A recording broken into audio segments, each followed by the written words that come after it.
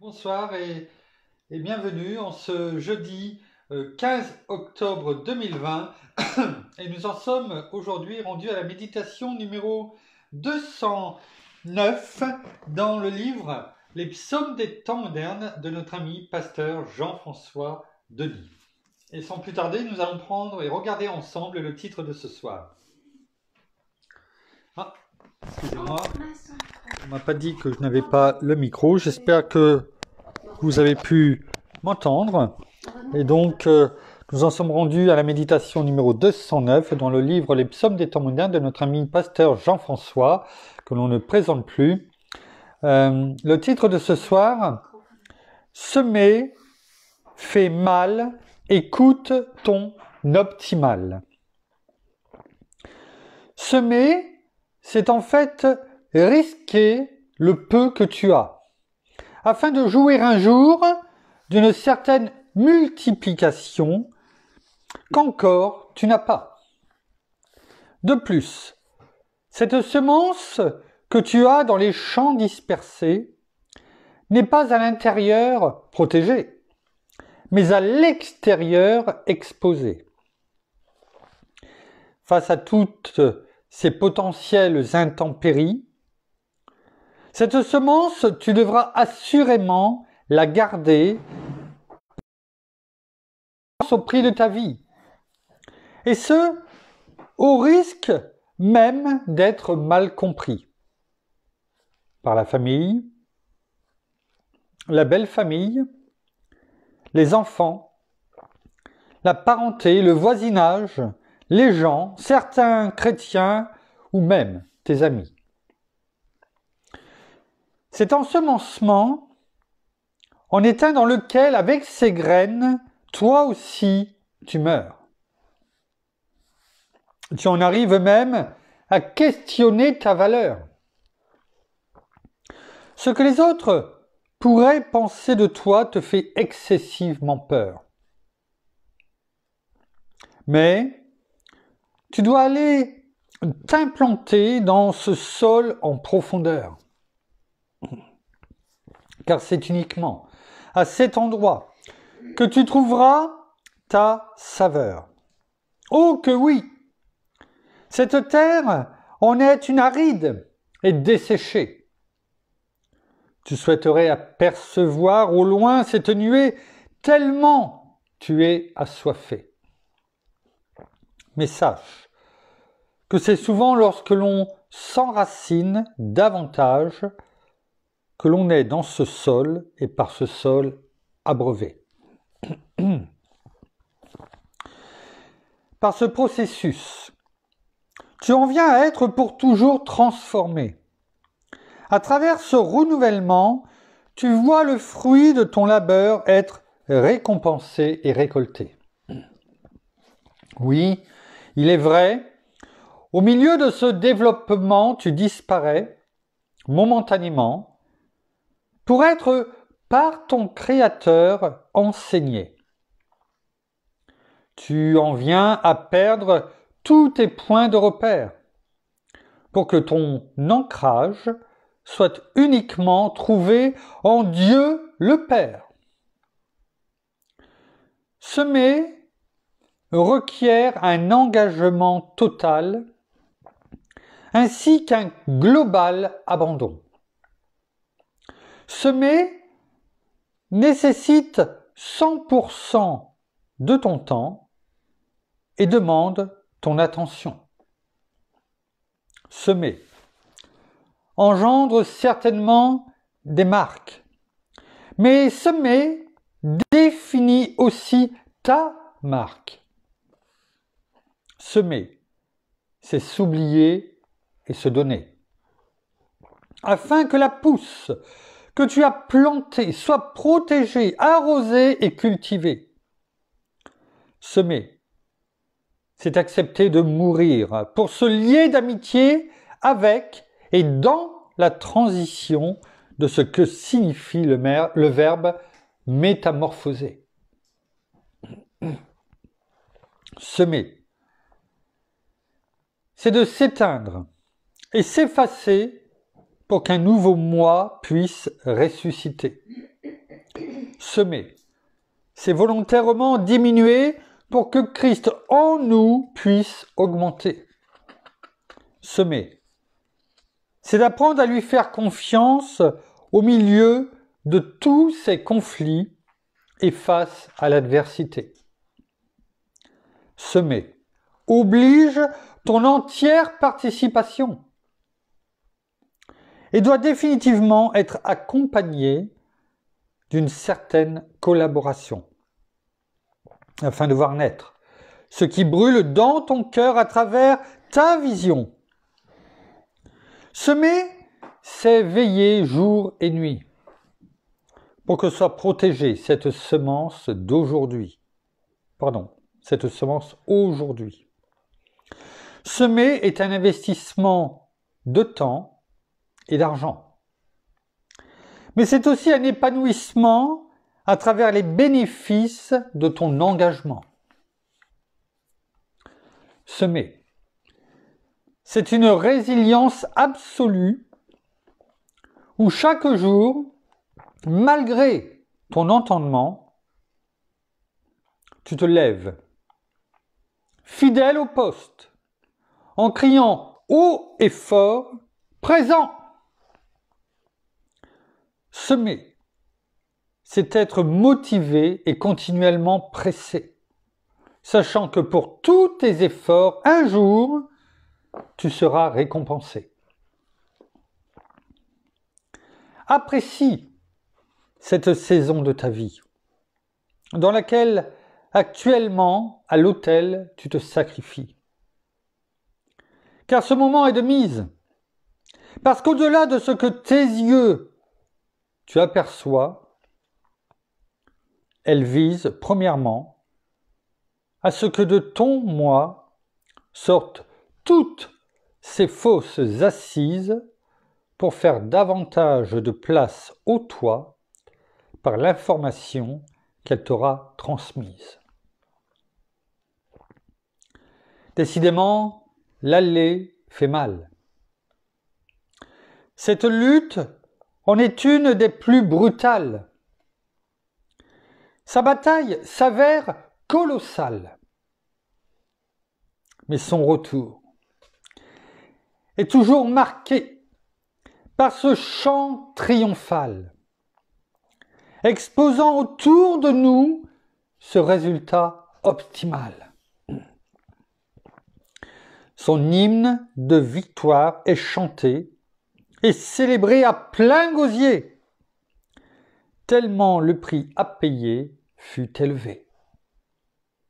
C'est pourquoi, à sa juste valeur, tu sauras en son jour, toi aussi, le célébrer. Merci, Père. Merci, Seigneur. Merci, bien-aimé Saint-Esprit, pour ce psaume. Des temps modernes où j'ai pris le temps de décortiquer, je dirais, chaque phrase, parce que, certes, il n'est peut-être pas évident à comprendre, mais je sais qu'au travers des explications que tu vas donner, eh bien, tu vas nous éclairer. Ta parole, comme tu le dis, est une lumière à nos pieds. Ouais, une lumière sur notre sentier. Alors je sais, bien-aimé Saint-Esprit, qu'au travers de notre Seigneur Jésus, eh bien,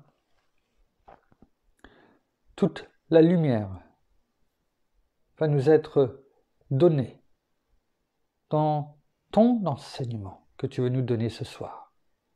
Alors éclaire-nous, fortifie-nous encore une fois, afin que nous nous nourrissions, nous nous enrichissions par toi, pour toi, mais aussi, une fois que nous aurons compris, pour tous ceux que tu nous amèneras à rencontrer et à parler. Amen. Alors j'ai pris le temps de le lire. Bien sûr, il faudra peut-être le réécouter une deuxième, une troisième, peut-être une quatrième fois. Mais vous avez bien compris que l'on parlait de semer. Hein? Et c'est effectivement le thème de ce soir. Et nous allons voir, au travers de ce que nous avons lu déjà, les bénédictions de la semence spirituel. Bien entendu, aussi bien pasteur Jean-François que la parole que nous allons voir, eh bien, prend l'image du semeur. Qu'importe l'époque. Peut-être que la seule chose qui différencie, c'est la semence qui est jetée, soit de la main, soit de la bouche, par nos paroles, mais qu'importe. Nous avons pu lire que ce soit la semence véritable, je dirais, physique, de l'agriculteur, du semeur. Bien souvent, il a mis de l'argent dedans. Encore plus à l'époque de notre Seigneur. Quelquefois, c'était peut-être la dernière semence qu'ils avaient pour pouvoir avoir de la nourriture, peut-être pour leur famille. Alors cet argent, quelque part, c'était cette semence qu'ils avaient, ces graines, c'est peut-être tout ce qu'il restait pour eux. Ce n'était pas peut-être comme nous un devoir, mais pour eux c'était leur nécessaire, c'était leur existence sur terre qui était en jeu. Alors nous, c'est peut-être qu'un devoir que nous avons à faire, mais c'est aussi notre existence que l'on joue. Notre existence parce que spirituelle, tout ce que nous avons pu méditer aussi ces dernières journées, voire même ces dernières semaines sur les devoirs qui sont les nôtres en tant qu'enfants de Dieu, en tant qu'ambassadeurs de Christ sur terre. Et la semence, bien entendu, en fait partie.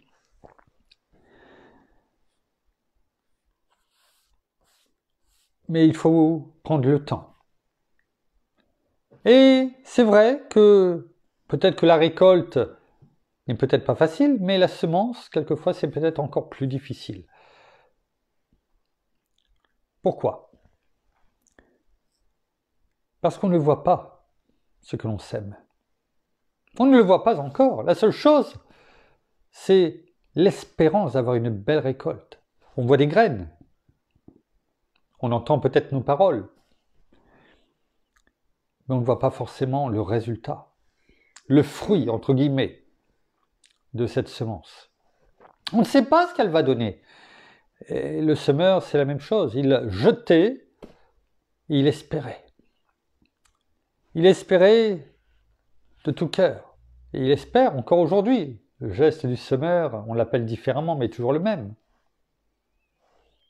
Que chaque graine porte une multitude de récoltes, de fruits. Quelquefois, la terre est sèche. Bien sûr, vous avez compris que tout cela, ce sont des images.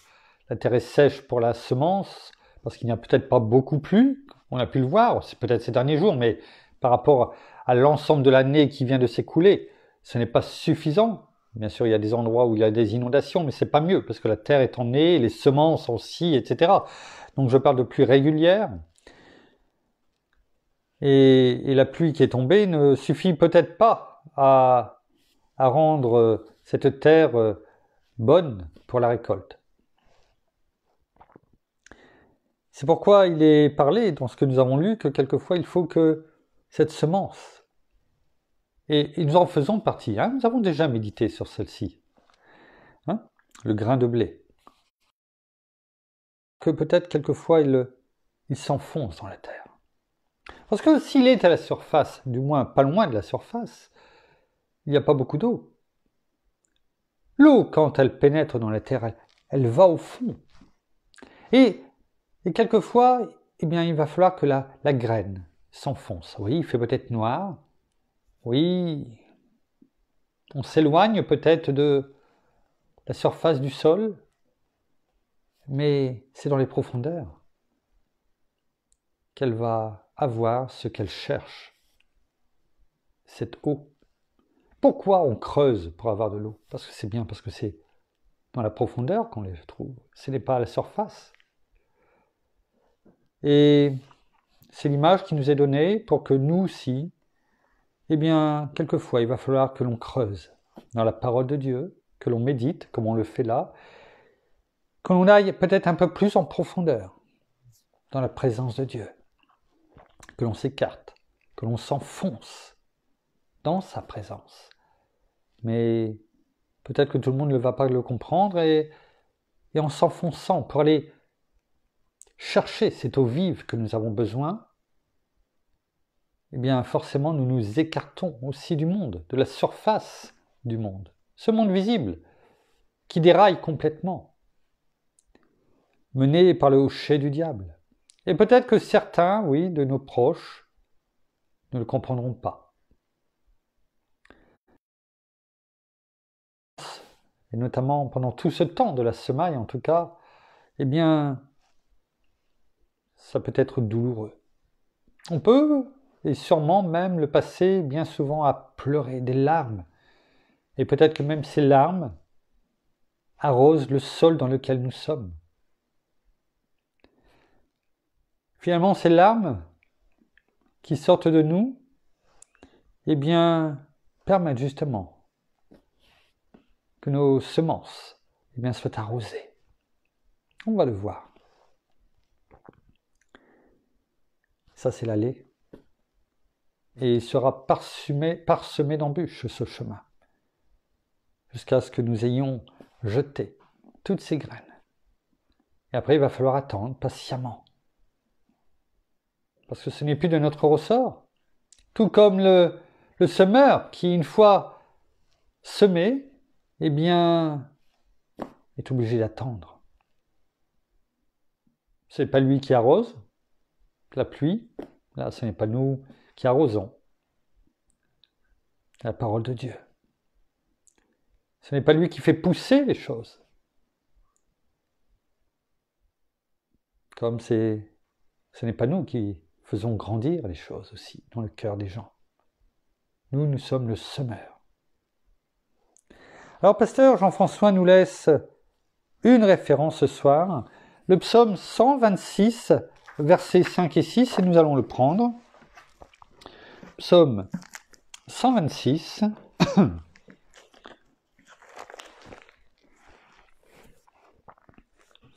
Vous allez tout de suite comprendre l'image de ce que nous avons parlé jusque maintenant. Ceux qui sèment, du verbe semer, bien entendu, et non pas s'aimer, ceux qui sèment avec larmes, on en a parlé, moissonneront avec cris de triomphe. On voit bien l'aller, comme pasteur Jean-François en a parlé, et il y a le retour. Il l'a dit également. Mais la parole est claire. Lorsque l'on va semer la parole de Dieu, parler de notre Seigneur, parler de notre Père, être aussi dans cet enseignement, lorsque nous sommes sur le tour du potier en train d'être formés, nous avançons. Et cela fait partie de ce que l'on sème. Et quelquefois, ça se fait avec larmes. On ne sait pas ce que ça va donner. On a envie de tout arrêter. Parce qu'on ne sait pas, on ne voit pas. Alors que justement, le monde, c'est l'inverse. On ne te demande pas de croire. On te met devant les yeux pour que tu crois. Même si c'est le mensonge. Qu'importe. Le principal, c'est que tu vois. Que l'image rentre dans ton cerveau. À force de regarder, que ton cerveau soit formaté comme le monde le souhaite, dans tous les domaines de ta vie. Afin que tu te conformes à un modèle. Sinon, tu sors du cadre.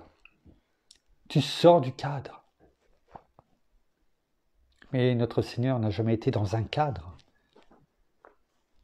Il est hors cadre. Toujours. Nous devons rester, oui, dans le cadre de ce que Dieu veut pour nous, mais pas dans le cadre de ce que le monde veut faire de nous.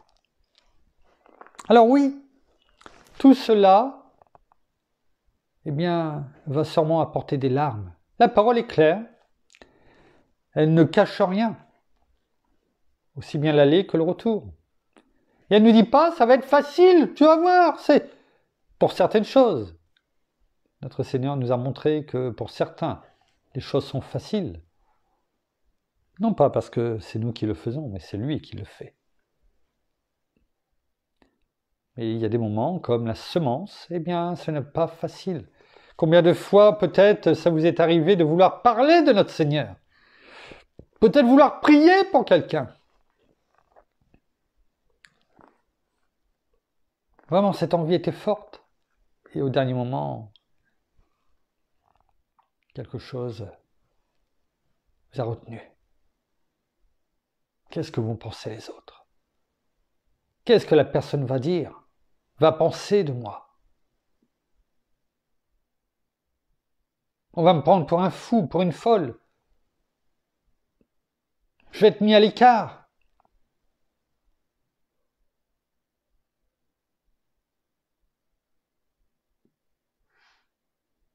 Pourquoi? Parce que je ne me conforme pas à la norme.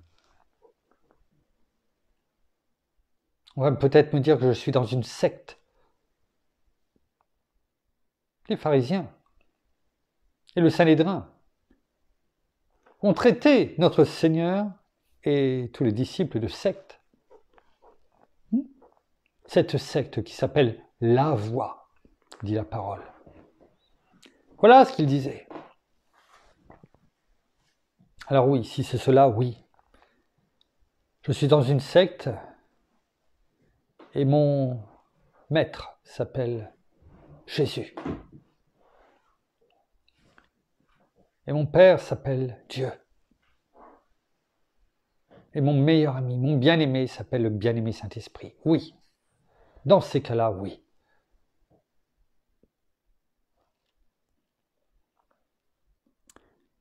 Mais comme toujours dans la parole, il y a l'aller, il y a le retour. Comme pour notre Seigneur, il est venu, il nous a apporté la guérison, le salut éternel, la vie éternelle, mais aussi la parole. Il est venu accomplir ce que l'Ancien Testament avait dit de lui. Montrer que bien avant la fondation du monde, cela avait été prévu et qu'il est venu pour nous. Il nous a sauvés. Il a semé pour nous. Il s'est semé pour nous. Il y a eu des pleurs, des combats, des craintes, des peurs, de l'angoisse, on l'a vu à Gethsémanée, le sang qui a coulé. Tout cela, il nous montre au travers de cela que le chemin ne sera pas forcément facile. Nous sommes ici, en France en tout cas, protégés. Nous ne vivons pas comme dans certains pays où ils peuvent dire que oui, comme notre Seigneur, le sang est versé. Nous ne pouvons pas aujourd'hui dire en France en tout cas, ou dans d'autres pays, que nous sommes obligés de nous cacher pour parler de notre Seigneur, pour prier pour quelqu'un. Sachons en profiter. Alors que certains de nos frères ou de nos sœurs, eh bien, dans d'autres pays, quelquefois payent de leur sang, jusqu'au bout, le fait de servir notre Seigneur et de, sans le renier. Est-ce que nous en sommes conscients de cela? Donc il nous est demandé de semer. Et oui, peut-être que nous serons obligés d'arroser avec nos pleurs, nos larmes, ces semences. Parce que dehors, la terre est tellement sèche, les cœurs sont tellement secs, méchants, avides, oui, avides de méchanceté, de mensonges, de mort. Oui. Alors peut-être que nous serons obligés d'arroser ces semences avec nos larmes. Et la parole nous dit,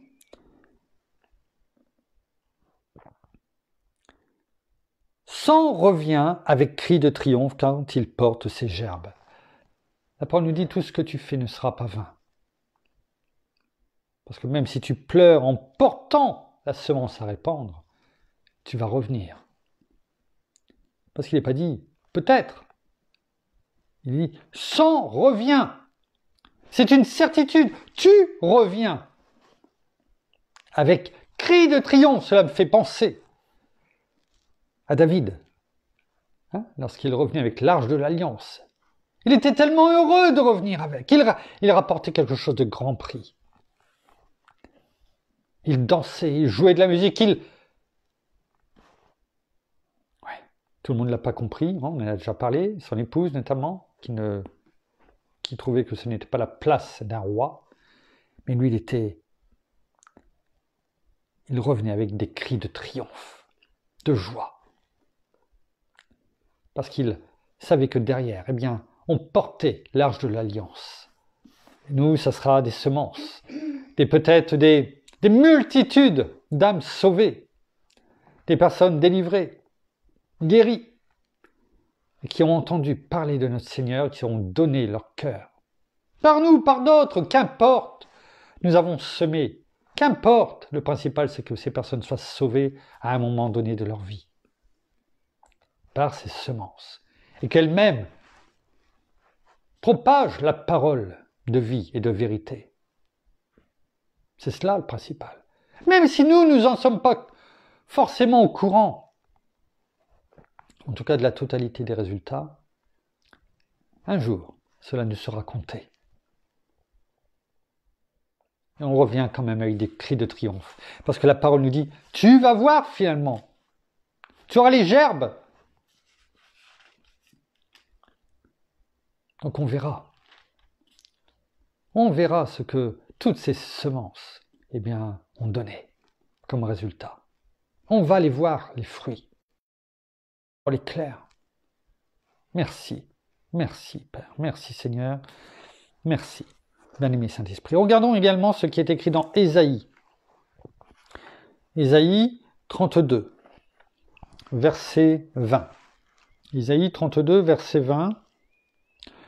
Dans la version Colombe, il est écrit « Heureux vous qui, partout, semez le long des eaux et qui détachez les pattes du bœuf et de l'âne. » Ésaïe 32, donc verset 20, dans une autre version, est écrit « Mais vous aurez de la chance. Vous pourrez semer partout. Il y aura beaucoup d'eau. Et vous pourrez laisser le bœuf et l'âne se promener librement. » Il nous est parlé là d'un temps où on pourra parler. On pourra parler parce que, et on pourra semer la parole de Dieu partout. Et il y aura beaucoup d'eau. Cette eau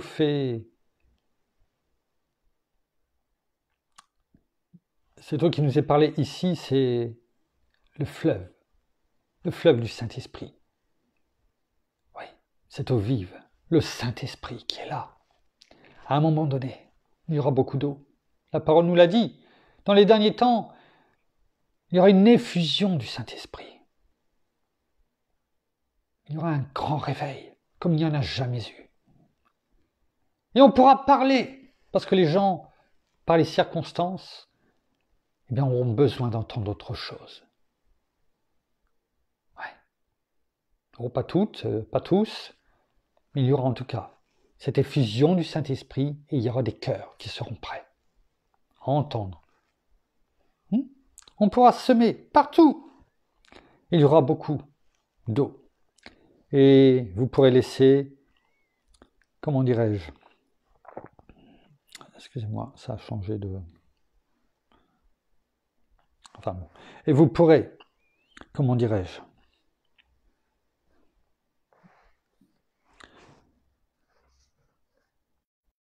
chez les pattes du bœuf et de l'âne, c'est-à-dire les animaux, seront tout à fait libres de marcher. Bien sûr, là, on parle du bœuf et de l'âne, mais chacun pourra aller où il veut. Il ne sera pas empêché. parce que le Saint-Esprit sera là. Et il permettra que toute chose se fasse en toute liberté. Dans Osée, chapitre 10, verset 12, on va le lire en parole de vie. Je vous demande juste quelques instants. On va le lire donc en parole de vie dans Osée. Osée, chapitre 10, verset 12.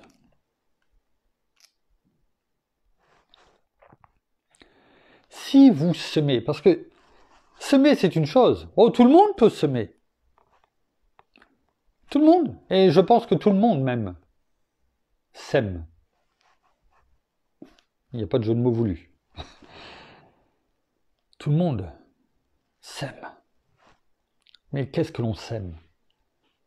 De l'énervement? De la jalousie? De l'amertume?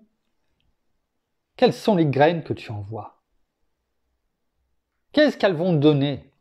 De l'ivraie? Du blé? Des bonnes choses? Des mauvaises choses? Qu'est-ce que tu sèmes dans tes actions, dans tes paroles? Alors regardez ce que dit la parole. Si vous semez ce qui est juste, ça veut dire qu'il y a le si, S-I, que quelquefois on lit et on ne fait pas attention. Ici la parole nous dit si vous semez ce qui est juste. Ça veut dire que ça ne sera pas pour tout le monde malheureusement la bonne semence. Il y en a qui sèmeront ce qui est juste et d'autres non. Sinon il n'y aurait pas eu le si. Donc la parole nous dit, si toi, en tant qu'enfant de Dieu, toi qui m'aimes, si vous semez ce qui est juste, vous récolterez la bonté. Rappelons-nous que la bonté fait partie des fruits de l'esprit. Voilà le fruit que l'on va récolter, entre autres. Défrichez-vous. Ce mot veut dire quoi? Défrichez pour vous un nouveau champ. C'est-à-dire qu'il va falloir qu'on se mette au travail, qu'on se retrousse les manches.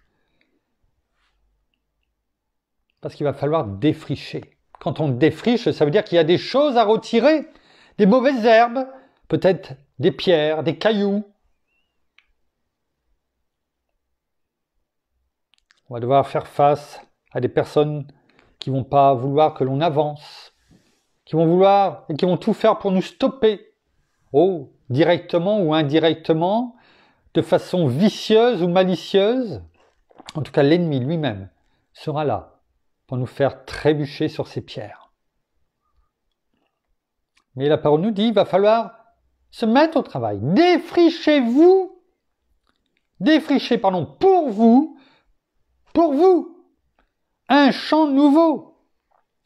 C'est le moment de me chercher, moi, le Seigneur, en attendant que je vienne faire pleuvoir sur vous la justice. Le Seigneur reviendra et il nous rendra justice, même avant. Mais il va falloir qu'on se mette quand même au travail avant. Et que par la foi, eh bien, on lui fasse confiance tout simplement. Parce qu'il a dit qu'il s'occuperait de nous, qu'il ne nous abandonnerait pas, qu'il ne nous délaisserait pas. Notre but, c'est de semer des choses justes. La parole. De dire qui est notre Seigneur, ce qu'il a fait pour nous. Et qu'il aime toute personne. Qu'il est le chemin, le seul chemin, la vérité, la vie, qui mène au Père. Dans Luc, chapitre 8, verset 5. Le Seigneur nous dit, « Le semeur sortit pour semer sa semence.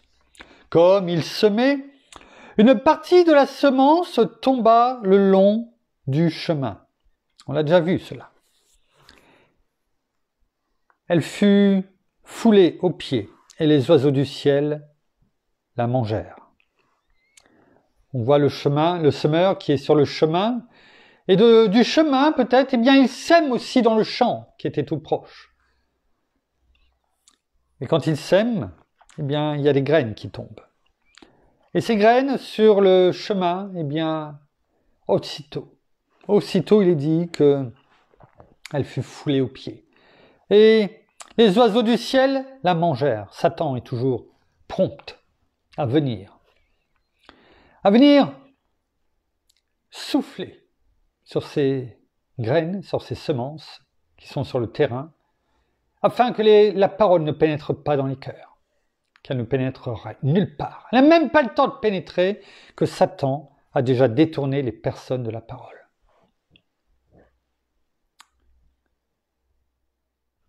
On l'a déjà vu, cette étude sur les 4 terrains. Eh bien, par moment, il va falloir semer, chercher l'endroit. Enfin, pour terminer, il y a ce verset dans Galates. Dans Galates chapitre 6, verset 8. On va le voir en version commune et après dans 2 autres versions pour terminer. Celui qui sème pour sa chair moissonnera de la chair la corruption. Mais celui qui sème pour l'esprit moissonnera de l'esprit la vie éternelle. On a vu qu'il faut savoir semer ce qui est juste.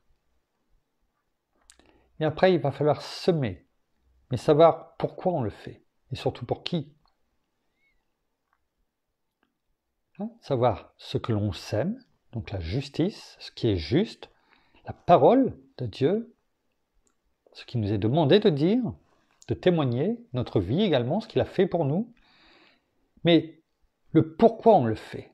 Est-ce qu'on le fait pour que les gens nous regardent, pour que tout l'éclairage, la lumière soit sur nous, afin de nous enorgueillir, peut-être de récolter de l'argent, et certaines... pour qu'on dise « Waouh, quelle belle personne !» Afin que d'autres nous suivent, nous. Ça, c'est le mauvais côté du pourquoi on sème. Où est-ce qu'on le sème? Pour l'esprit, non pas pour la chair. Afin que ce soit Dieu, notre Père, notre Seigneur, notre bien-aimé Saint-Esprit qui soit mis en valeur, qui prenne toute la place. Que l'on sème parce qu'on veut s'humilier dans le bon sens du terme, afin que Christ soit élevé. Il y a donc ce que l'on sème, la graine. Il y a le pourquoi on le fait. Est-ce que c'est pour s'enrichir et surtout enrichir les autres de la parole de Dieu, de sa connaissance, de son enseignement? Ou est-ce que c'est pour s'enrichir personnellement et peut-être même financièrement? Alors regardons ce même verset en version parole de vie et nouvelle en français courant. Donc Galates, excusez-moi, Galates chapitre 6, verset 8.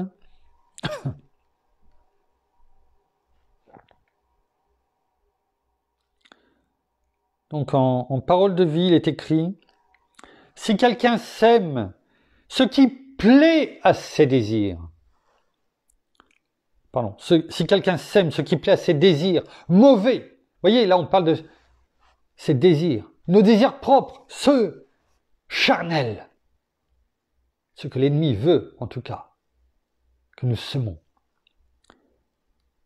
Donc ce qui plaît à ses désirs mauvais. Et qu'est-ce qu'il va récolter? Eh bien, il récoltera ce que ses désirs produisent, c'est-à-dire de la méchanceté. Tout ce que nous avons semé en mauvais, on le récoltera.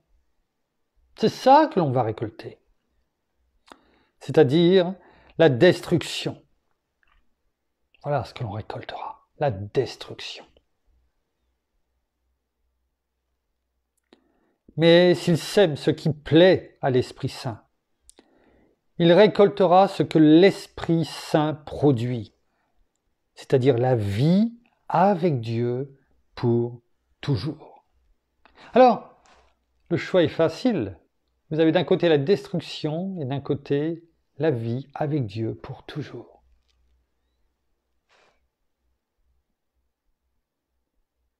La balle est dans le camp de chacun d'entre nous. La parole, on ne pourra pas dire qu'on ne l'a pas entendue. Elle nous dit où tu récoltes la destruction, ou tu récoltes la vie éternelle. Choisis. Choisis ton camp.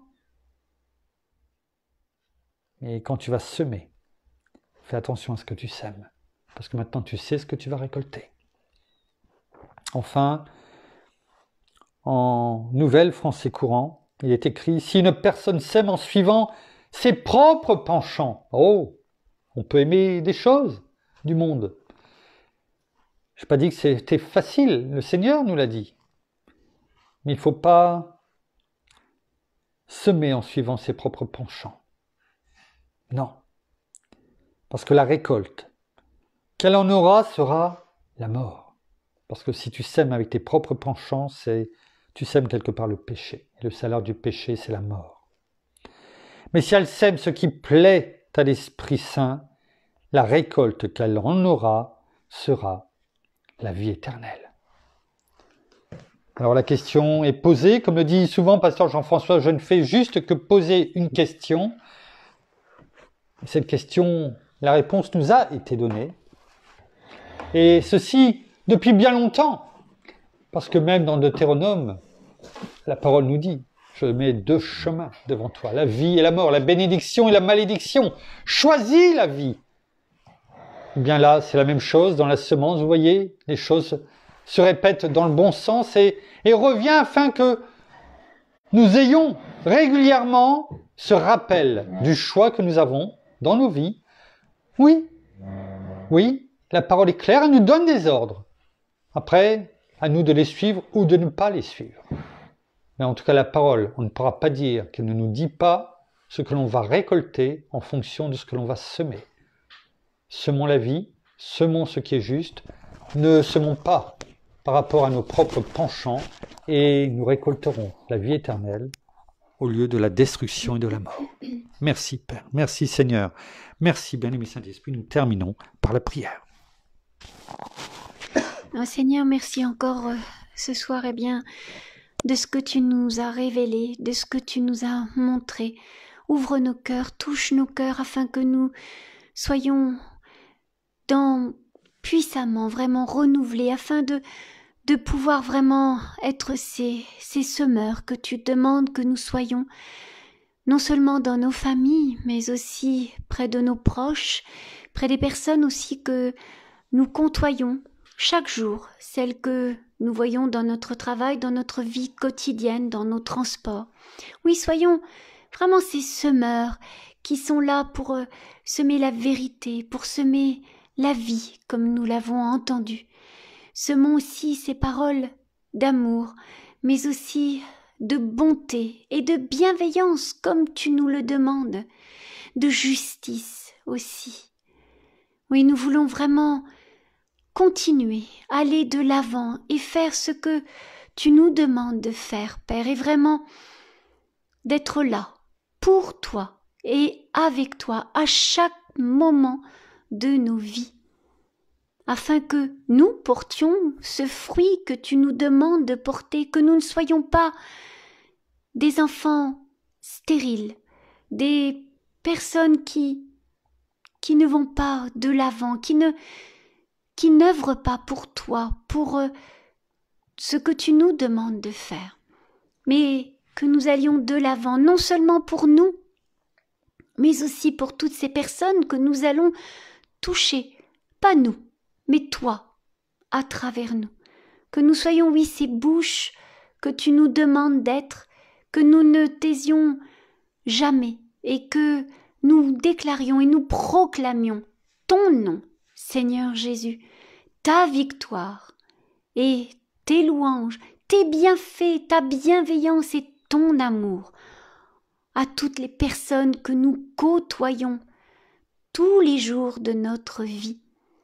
Même si nous avons un court moment, quelques minutes, mais simplement de pouvoir parler de toi, de pouvoir dire aux uns et aux autres, aux personnes que nous côtoyons tous les jours, ou même si ce n'est qu'une seule fois, mais simplement de leur montrer et de leur parler de toi, de ton amour et de ce que tu as fait pour toutes les créatures de la terre. Oui, parce que non seulement tu t'es sacrifié pour nous, tu as tout accepté, toutes les douleurs, toutes les injures, toutes les souffrances pour nous, afin que nous soyons sauvés, que nous ayons la vie éternelle.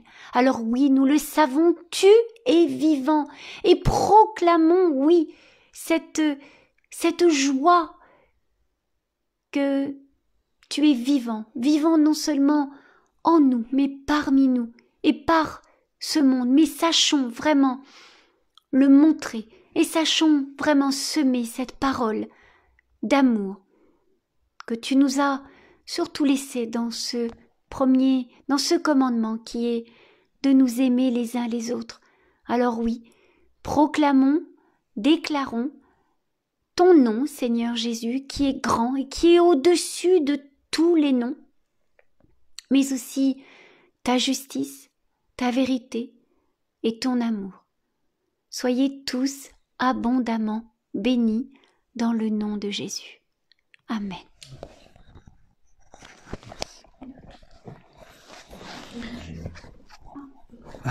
Voilà, ainsi s'achève la méditation de ce soir. Comme mon épouse vient de le dire, nous vous bénissons abondamment de toutes les bénédictions spirituelles dans les lieux célestes en Christ, notre Seigneur Jésus. Oui, nous vous saluons, tous nos amis au Québec, au Canada, nous en France, en francophonie, bien sûr, à Paris. Nous vous aimons, nous prions pour vous, qu'il en soit de même, chacun en tout cas pour les uns et les autres. Nous vous donnons rendez-vous demain, je ne sais pas, on vous fera parvenir l'heure de la méditation. En tout cas, passez une bonne fin de soirée pour ceux qui sont en France, pour d'autres, une bonne fin d'après-midi. En tout cas, nous vous aimons et nous avons hâte de vous retrouver demain. Passez une bonne soirée, une bonne nuit. À demain. Au revoir.